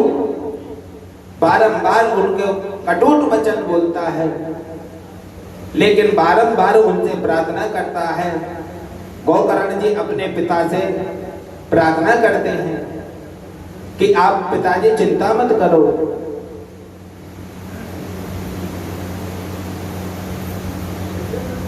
और जो माता पिता हैं इनके लिए आप कितना भी कुछ करके दे दो, कितना भी आप कर लो, लेकिन इनका कर्ज जीवन में आप नहीं उतार पा सकते, कितना भी कोशिश कर लें। आप कितना भी प्रयास करें, कितना भी कुछ करें, क्योंकि माँ की ममता ही ऐसी होती है, माता पिता का प्यार ही एक ऐसा होता है। कभी भी अपने पुत्र से माता पिता ये नहीं कहेंगे तो कमा के हमें दे, तेरी जितनी भी इच्छा है, तेरी जितनी इच्छा है उतना ही कर ले, तू अपना ही खर्चा चला ले, और तेरी माया हमें नहीं चाहिए। लेकिन माता पिता को जो कष्ट देता है वह कभी अपने जीवन को सुधार नहीं पाता है, अपने जीवन को ही बेकार कर देता है।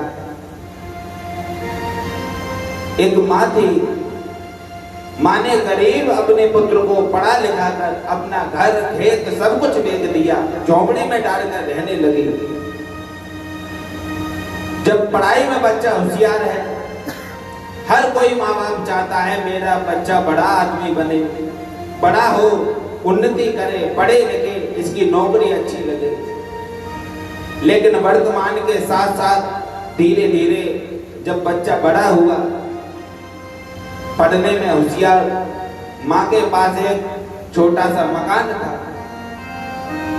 माता पैसे चाहिए, पढ़ाई के लिए बाहर जाना है, माँ ने मकान बेच दिया। मकान बेचकर अपने बेटे की पढ़ाई आद कराई, और जब पढ़ाई आद कराई, जब पुत्र बाहर चला गया, जब बाहर जाके रहने लगा, धीरे धीरे बाहर ही उसकी शादी हो गई। माँ को एक भी बार नहीं पूछा कि माँ तो कैसी है। अपनी बीवी के आद कारों में लग गया, वहीं नौकरी लग गई, वहीं ब्याह हो गया। माँ से एक भी बार लौट कर नहीं देखी कि मैया तेरा जो उपकार है मुझ पर, मैं कैसे इसे चुकाऊं, तूने क्या क्या किया है मेरे लिए।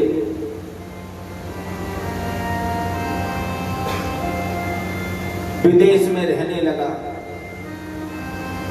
किसी कारण कहीं श्रीमद् भागवत कथा का प्रचार उसे चल रही थी, उसमें कोई माँ की कथा चल रही थी। जब अपनी माँ की कथा, जब उसने पूरी कथा को सुना तो मन में विचार आया, इस गांव में मेरी माँ रहती थी, जब परसों बीत गई। माँ से खबर मिलाई कि इस शहर के पास में, इस जिला के अंदर एक गांव है। आया पूछते पाछते, जिसके लिए उन्होंने मकान बेचा था उस मकान पे पहुंचा।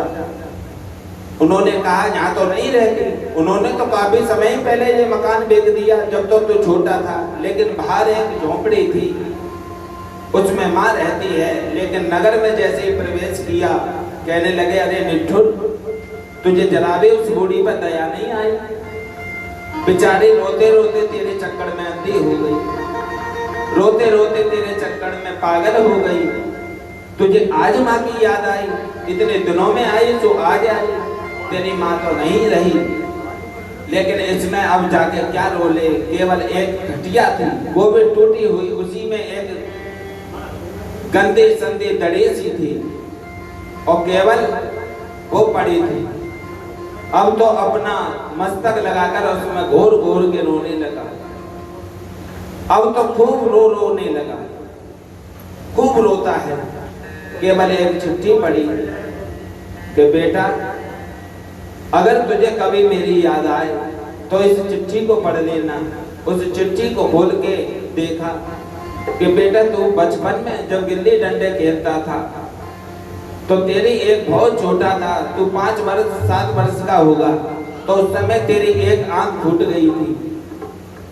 तो उसी समय डॉक्टर ने कहा था कि बेटा, दुनिया तुझे काना नहीं कहे, इसलिए मैंने एक अपनी आंख तेरे लिए दे दी, अर्पण की थी। दुनिया मुझे कानी कह दे, लेकिन मेरे पुत्र को कोई काना नहीं कहे। अब तो रोने लगा और कहने लगी, माँ, कि मैं सदैव तेरी एक आंख के रूप में तेरे साथ सदाई रहूंगी, तेरे यहाँ सदैव रहूंगी। लेकिन ये मेरा प्यार है बेटा, तुझे याद आए कभी मेरी आंख के रूप में दर्शन करना। तो जो पुत्र अपने माता पिता का सम्मान नहीं देते जीते जी, और बाद में मरने के बाद उनके लिए आद करें, तो वह सब बेकार है। धरती पर देवों को पूजा, भगवान को लाख बनाया है। जिसके घर में संतान नहीं होती, माता पिता ऐसी कोई औषधि, ऐसा कोई डॉक्टर, ऐसा कोई हकीम, ऐसा कोई ब्राह्मण, जगह जगह माता पिता मारे मारे घूमते हैं, चाहे कैसा भी हो जाए, एक हमारे घर में पुत्र या पुत्री हो जाए। धरती पर देवों को पूजा, भगवान को लाख बनाया है। जब तेरे सूरत पाई है, संसार में तुझको बुलाया है। जब तेरी सूरत पाई है, संसार में तुझको लाया है। इन पागल लोगों के दिल को पत्थर बनकर मत तोड़ना। पत्थर बनकर मत तोड़ना। हर बात को तुम भूलो, माँ बाप को मत भूलना। हर बात को भूलो, माँ बाप को मत भूलना।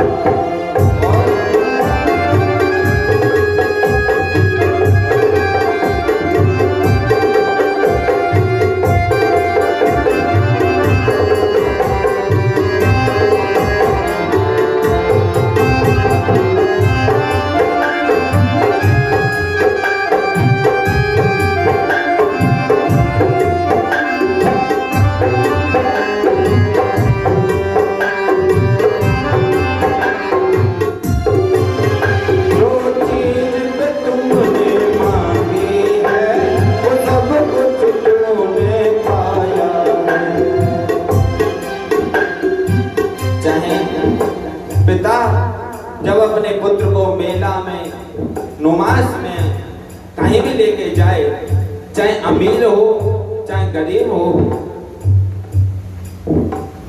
बेटा कहे पिताजी मुझे ये चाहिए, मम्मी मुझे ये चाहिए, केवल हर माँ बाप केवल यही कोशिश करते हैं कि मेरा बेटा जैसे भी खुश रहे, कैसा भी रहे, मेरा बेटा खुश रहे।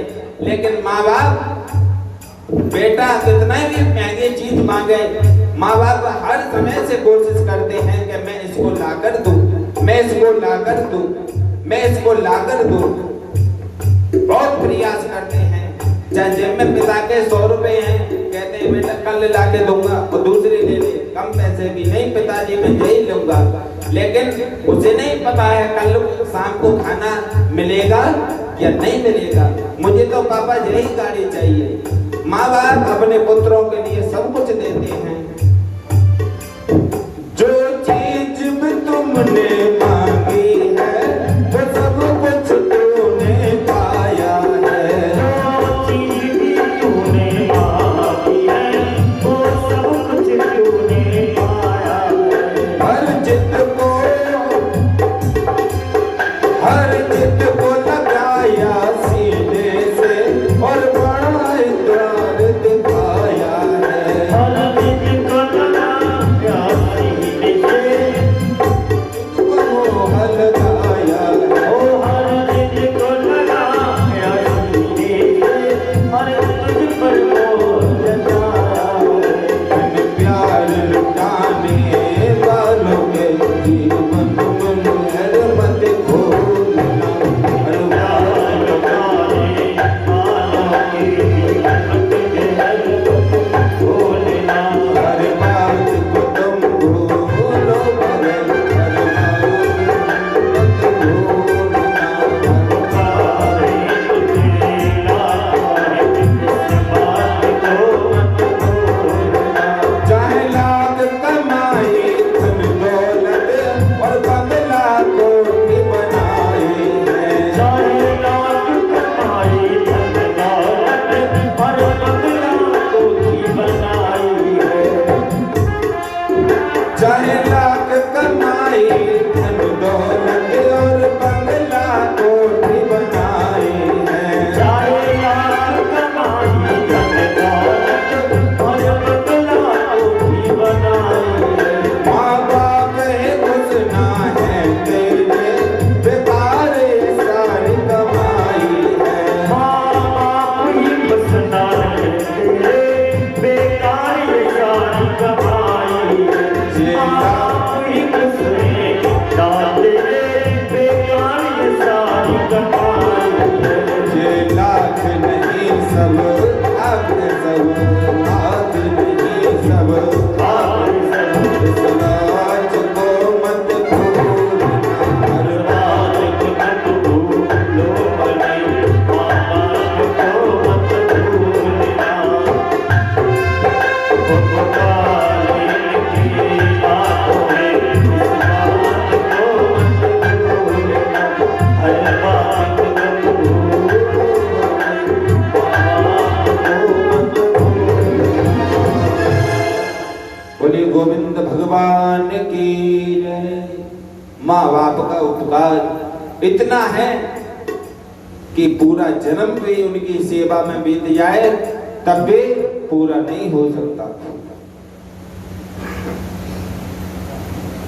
लेकिन आत्मा देव जी बैठे बैठे द्वार पे रोने लगे, कहने लगे मेरे घर जैसे मंदिर को, मेरे घर जैसे मंदिर को इसने अपवित्र कर दिया।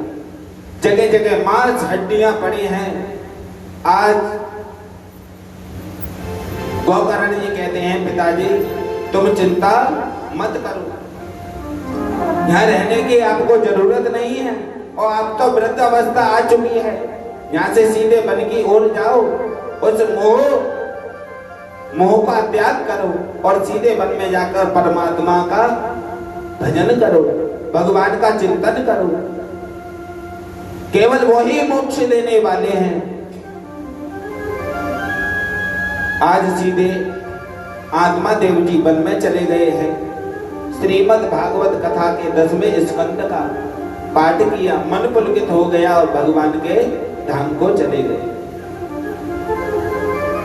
लेकिन अब घर में केवल माता रह गई और गोकर्ण जी भी तीर्थ यात्रा को चले गए। धुंधकारी अपने माता से कहने लगा, माता धन दे, धन दे, मुझे जुआ खेलने के लिए जाना है, मुझे शराब पीने के लिए जाना है। माता ने कहा, बेटा जितना मेरे घर में धन था, मेरे पति की कमाई थी, तूने सब उड़ा दी। अब कमाने वाला इस घर में है नहीं, मैं तुझे कहां से धन ला के दूं? धुंधकारी कहने लगा, मुझे नहीं पता कहां से लाके देगी। अब तो डंडा ले लिया, माँ को सब बस्ती के सामने मारने लगा। सब धिक्कारते हैं, कोई उससे बात नहीं करता। माँ को डंडे से पीटने लगा। इतनी सी माँ को जब इतनी शर्मिंदा होने लगी, नगर के बाहर जो कुआं था उसी में कूद के आत्महत्या माता ने कर ली। अब तो धुंधकारी और आजाद हो गया, कहने लगा सबसे फ्री हो गया। पिताजी रोज रोज टर करते थे मुझसे, माता भी रोका बांधे करती थी। अब तो कोई नहीं, अब तो वेश्याओं को लाने लगा, घर में वेश्याओं का आगमन करने लगा। जितना धन था सब कुछ नष्ट हो गया। अब तो रातों को चोरियां करने लगा, वेश्याओं के साथ रहने लगा। वेश्याओं ने सोचा कहीं ऐसा ना हो कि रात में प्रतिदिन चोरी करता है, प्रतिदिन चोरी करता है। अगर किसी दिन राजा ने इसे पकड़ लिया तो इसको सजा अवश्य होगी, और सजा अवश्य होगी तो हम भी बचेंगे नहीं। तो इसका प्रबंध कुछ ना कुछ किया जाए, यहाँ से भी छुटकारा मिल जाए और जितना लुटा हुआ धन है इसे लेके यहाँ से हम निकल जाए।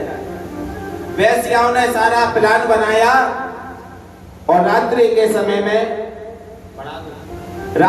समय में जब धुंधकारी आया, काली पट्टी बंधी हुई है, घोड़े पे सवार आया, धन को ऐसे ही नीचे रखा। वेश्याओं ने उसके हाथ पैरों को पकड़ लिया और चारपाई से बांध दिया। धुंधकारी के मुख में जलते हुए कोले वेश्याओं ने डालना प्रारंभ किया। धुंधकारी तड़पने लगा, बिलबिलाने लगा, नाना प्रकार के तड़पा और मर गया। वेश्याओं ने गड्ढा खोदा उसी के घर में, उसको दफनाकर और जितना घर में लूट का सामान था सारे को इकट्ठा किए, वेश्या लेकर उसे चली गई। गोकर्ण जी को जब मेरा पता चला कि मेरे पिताजी इस दुनिया में नहीं रहे, मेरी माताजी भी इस दुनिया में नहीं रही, गया में जाकर श्राद्ध आदि किया। धुंधकारी का भी संदेश मिला। श्राद्ध आदि कराकर जब घर के आने लगे तो रात्रि का समय था, रात्रि होने थी। कहने लगे अगर मैं शोर करूंगा, नगर में किसी को जगाऊंगा तो लोगों की भीड़ इकट्ठी हो जाएगी कि तीर्थ स्थल से गोकर्ण जी आए हैं, तो मैं ऐसा नहीं चाहता। भगवान गीता में कहते हैं य निशा सर्वभूतानां यस्सा जागृते सन्न्यासी। जब सारी दुनिया सोती है तब जाकर सन्यासियों का और संतों का भजन प्रारंभ होता है। शांति के समय भजन जब सन्यासी लोग करते हैं तो उन्होंने कहा भजन करने के लिए इससे बढ़िया मुझे कोई समय नहीं मिल सकता। अचक पचक उन्होंने अपने घर की कुंडी को खोला और चुपचाप जाकर बैठ गए, और जैसे ही भजन करने के लिए बैठे तो क्या हुआ,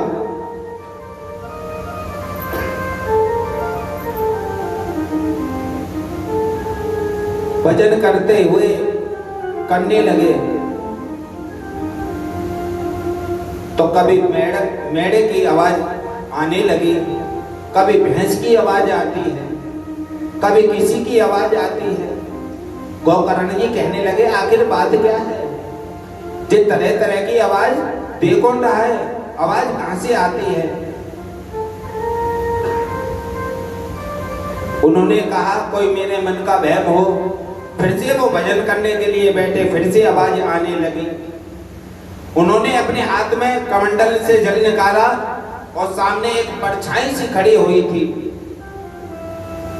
परछाई से खड़ी हुई थी, उसके ऊपर जैसे ही डाला तो सामने हाथ जोड़ के एक परछाई खड़ी है, बोलने की भी उसमें शक्ति नहीं है। तो गोकर्ण जी कहने लगे भाई कौन हो तुम? तो धुंधकारी हाथ जोड़ के प्रार्थना करता है, अहं भ्राता दुर्योधन धुंधकारी रीति नमागतः। आपका मैं भाई हूँ गोकर्ण, मैं आपका भाई हूँ और मुझे इस प्रेत योनि में बड़ी तड़फना होती है।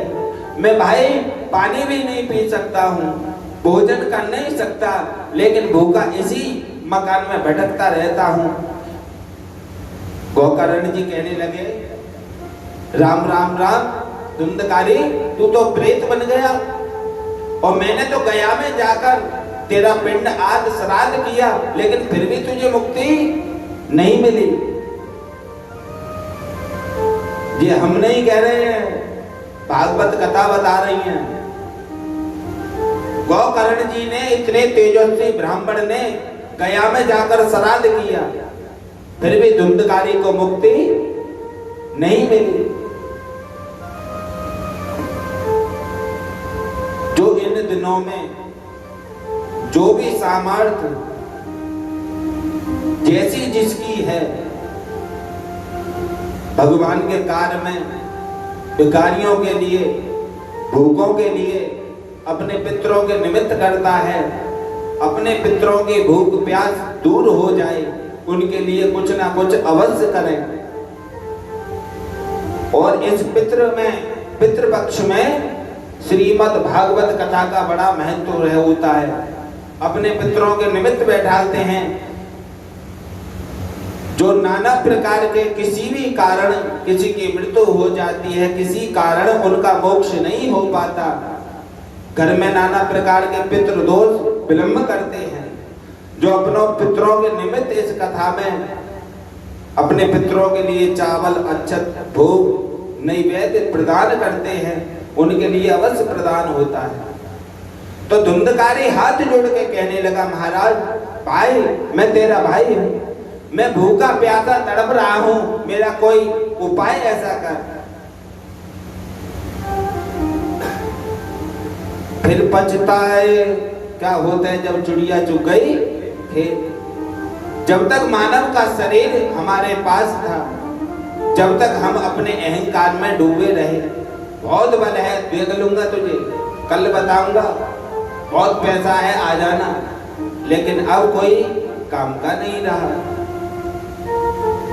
समय निकल गया, हर चीज का एक समय रहता है। अभिमान, चाहे अभिमान रूप का हो, चाहे दौलत का हो, चाहे किसी का हो, लेकिन वह नाश ही की तरफ ले जाता है, चाहे कैसा भी अभिमान हो।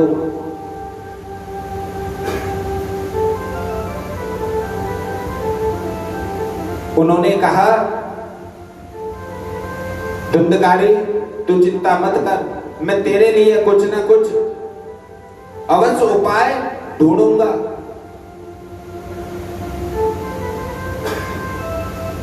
आज सीधे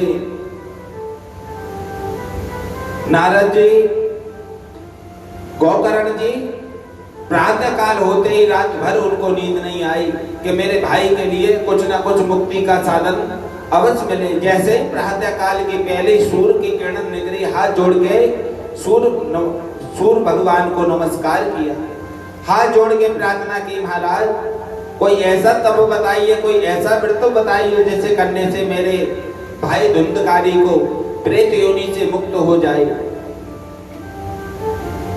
सूर्य भगवान ने आकाशवाणी की, हे गोकर्ण महाराज, अपने भाई की मुक्ति के लिए आप श्रीमद् भागवत कथा का आयोजन करवाएं। उसी से आपके भाई की मुक्ति उनको प्रदान होगी। गौकर्ण जी ने बड़ा दिव्य सुंदर मंच को सजवाया, गांव में ढिढोरा पिटवाया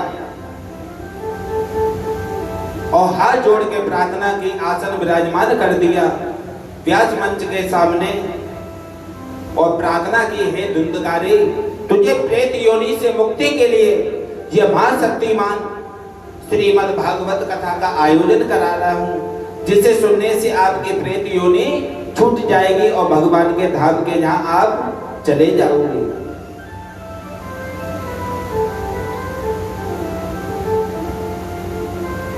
आज क्या हुआ?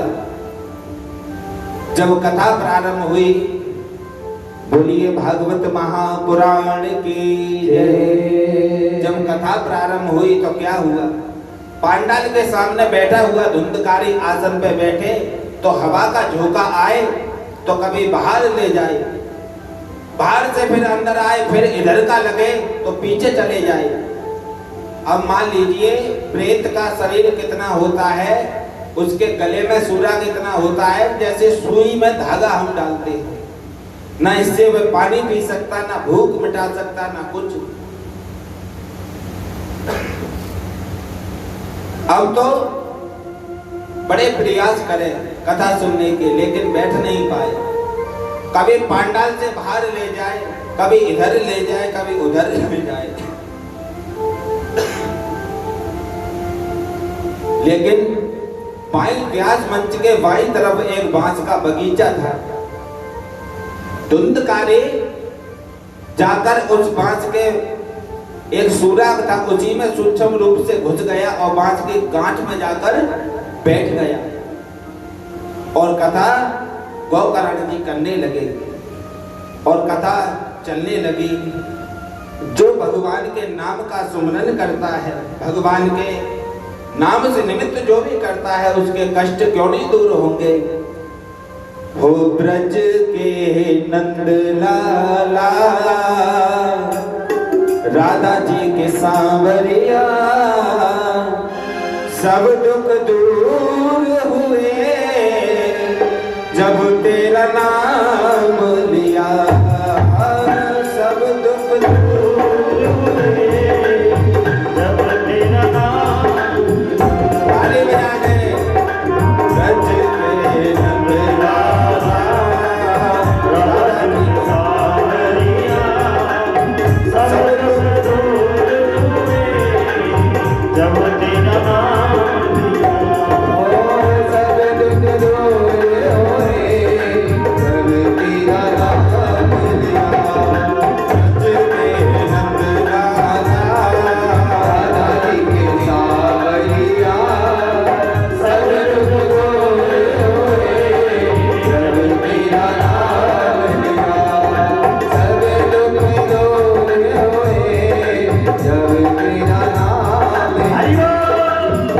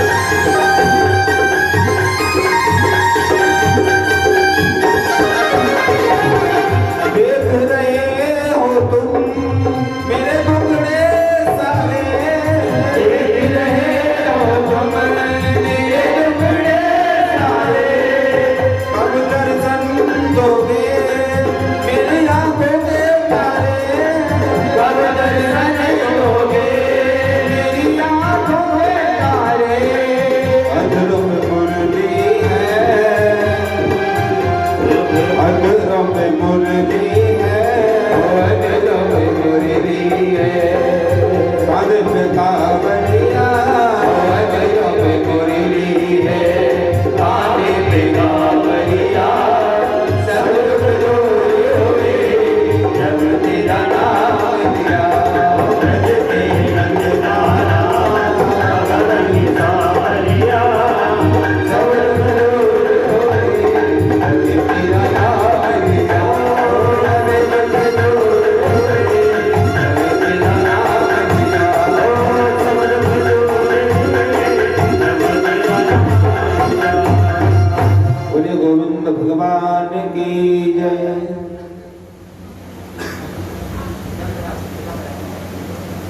जब गोकर्ण जी ने कथा को प्रारंभ किया, भगवान सूर्य नारायण के उपदेश थे। जब बांस में जाकर धुंधकारी बैठ गया, बांस के बगीचे में, 7वें दिवस की कथा, जब एक दिन की कथा ने विराम लिया तो बांस में लगी हुई एक गांठ फट गई। और जब जैसे ही दूसरे दिन की कथा हुई, दूसरे गांठ फटने लगी। जिस प्रकार आपने इस कथा को सुना है, 7 दिन के दिवस में 7 गांठें फट गई। धुंधकारे 4 भुजा के रूप में नारायण भगवान जैसा पार्षद बनकर प्रकट हुआ। जब प्रकट हुआ और ऊपर से जब विमान आया, वैकुंठ धाम को जब धुंधकारी जाने लगा, गोकर्ण जी से लोगों ने नाना प्रकार के सवाल किए। महाराज एक बात बताओ, यही एक अनोखा वक्त था जो इसे ही वैकुंठ मिल रहा है। अरे कथा में तो लाखों लोग रोज 7 दिन बैठे हैं, क्या अकेला ये अनोखा तो था नहीं? इसने तो जीवन भर पाप किया, दुर्नाचार किया, जीवन भर पाप कमाया, लेकिन आज इसको विमान में बैठ गए, वो भी परमात्मा के यहाँ।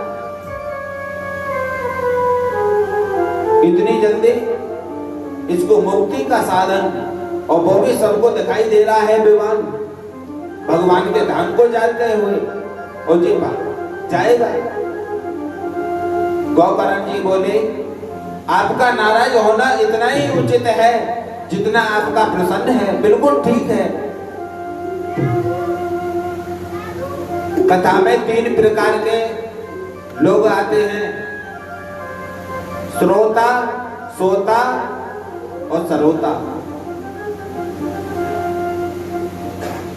सोता होता है वो कि कम से कम 3-4 घंटे तो कथा में एकांत मिलेगा, कोई किसी की नहीं पूछ रहा है, कमान लगा लो दीवार से, ऐसी जगह देख लो, चुपचाप आंख बंद करके आप विश्राम करो, कोई परेशानी नहीं है।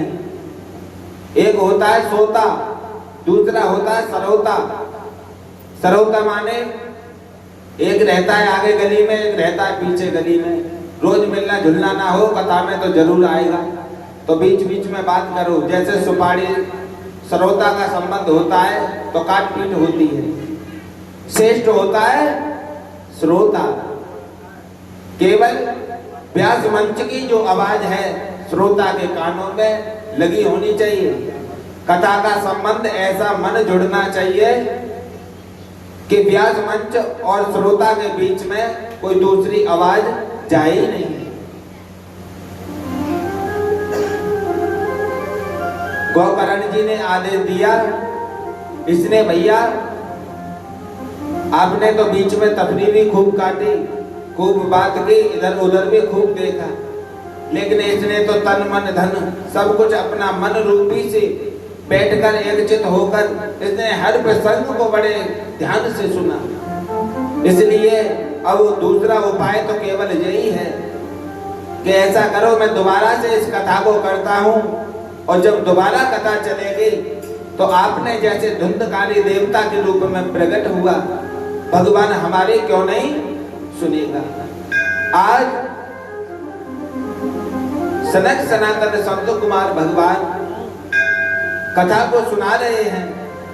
नारद जी के लिए भक्ति माँ को बड़ा आनंद आ रहा है, ज्ञान वैराग मूर्छा हालत में पड़े हैं, वो भी धीरे धीरे ठीक होते आ रहे हैं। इधर गोकर्ण जी महाराज धुंधकारी का उद्धार के लिए कथा सुना रहे हैं। नैमिषारण्य क्षेत्र में 88,000 संत सूत जी महाराज से कथा सुन रहे हैं। धीरे धीरे प्रहलाद तालधारी चा कर्तम गदे चोधा कंसारी धरे वीड़ा धारी सुरवी। प्रहलाद जी ने ताली बजाना प्रारंभ किया, उद्धव जी कंसार बजाने लगे, देवराज इंद्र अपना मृदंग बजाने लगे। चारों तरफ जय जयकार होने लगी, सभी देवी देवता प्रकट होने लगे, भगवान का भव्यमय कीर्तन होने लगा। ओम नमो भगवते वासुदेवाय, ओम नमो भगवते वासुदेवाय, वासुदेवाय भजो नंदनंदनाय, वासुदेवाय भजो नंदनंदनाय, वासुदेवाय भजो नंदनंदनाय, वासुदेवाय भजो नंदनंदनाय। ओम नमो भगवते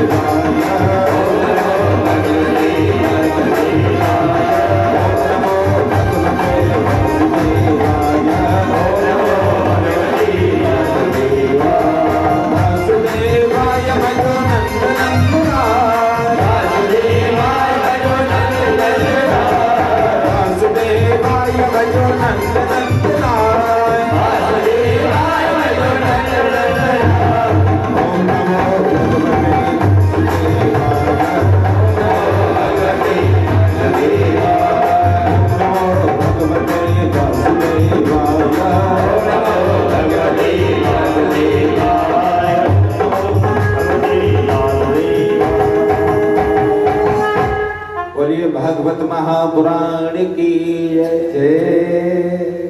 वंगमयी कीर्तन होने लगा, भगवान के नित्र आदि सब देवी देवता प्रकट हुए, संत आदि ऋषि नाना प्रकार के बीड़ा बजने लगे, भगवान का भव्यमय कीर्तन होने लगा। भगवान स्वयं लक्ष्मी नारायण भगवान स्वयं लक्ष्मी के साथ विराजमान हो गए, प्रकट हुए। बोलिए लक्ष्मी नारायण भगवान की जय। इतना आनंद प्रकट होने लगा, गोकर्ण जी ने इतने आनंदमय से कथा की। फिर से विमान आया, लिखा है पूरे गांव को मुक्ति का साधन मिला। और जब कीर्तन होने लगा, उसी कीर्तन के नेत्र से भक्ति माँ का कष्ट दूर हो गया, ज्ञान वैराग्य वे युवावस्था को प्राप्त हो गए। जब युवावस्था को प्राप्त हुए, देखिए कलयुग के प्रभाव से भक्ति माँ के को कष्ट प्राप्त होता है, दुखी रहते हैं और ज्ञान वैराग्य वृद्ध अवस्था को प्राप्त हो जाते हैं। ज्ञान क्या है? मानव के पास ज्ञान होते हुए भी उसे पता है यहाँ अग्नि जल रही है तो मैं पैर क्यों रखूं, लेकिन वे मानेगा नहीं, उसका स्वभाव है वो रखेगा। ज्ञान होते हुए वैराग्य, हमारे पास ज्ञान है, हमें पता है संसार में कुछ हमारा नहीं है, सर्वत्र है वो केवल नारायण है, फिर भी हम अपना उसे लेके बैठते हैं हर समय अपना, ये मेरा, वो मेरा, वो मेरा, ये मेरा। फिर भी हमारे बस में कुछ नहीं रहता कि कोई तीर ना धरे वो डंडा पड़े वो जग निकाल को, कोई तीर ना धरे हर बुलवा को है क्या बुरा का बाबो, हर बुलवा के भजत प्रेम खतरे के कंठे सब कर जाए किनारो।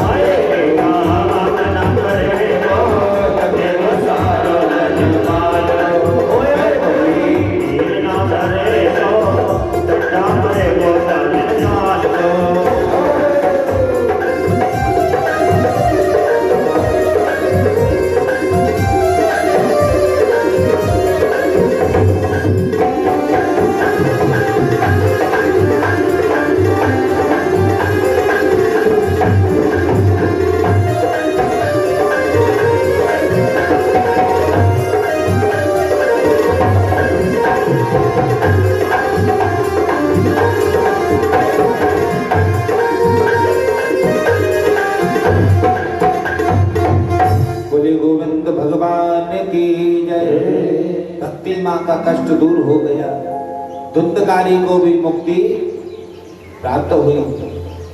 तो यहाँ कलयुग के प्रभाव से भक्ति माँ व्रत हो जाती है। यहाँ भी कीर्तन आज भगवान का सिर्फ कीर्तन मिलता है, वहीं भक्ति युवावस्था को प्राप्त होती है। तो जब तक हमारे हृदय में ना हो भगवान से कुछ नहीं मांगे, केवल मांगे तो केवल भक्ति मांगे। भगवान सदैव तेरे सत्कार में हमारा जीवन लगे और सदैव इस संसार का कोई भी चीज हमें जो दिखाई देती है सब असत्य है। तेरे नाम से बढ़कर कुछ नहीं है। ज्ञान वैराग का बुढ़ापा दूर हो गया, भक्ति देवी का जो कष्ट था वो भी दूर हो गया। बोलिए भागवत महापुराण की जय। परीक्षित जी महाराज आरती के लिए खड़े हो जाएं। कल की कथा का समय दोपहर 2 बजे से चालू होगी। 2 बजे आरती प्रारंभ हो जाएगी और सुबह को पूजा का समय परीक्षित जी महाराज भागवत जी का पूजन 8:30 बजे रहेगा और तर्पण वालों का समय, पितृ पूजा का समय 9 बजे से है। पितृ वाले जो भी भक्त हैं 9 बजे आ जाएं और 8:30 बजे पूजन भागवत जी का प्रारंभ हो जाएगा। बोलिए भागवत महापुराण की जय। और जो भी किसी के पितृ देवता का फोटो रह गया है वो फोटो भी लगा सकते हैं। और जो भी तर्पण कराना चाहे प्रातः काल तो आज 8:30 बजे भागवत जी के पांडाल में आकर विराजमान हो जाएं, अपने पितरों के निमित्त तर्पण कराएं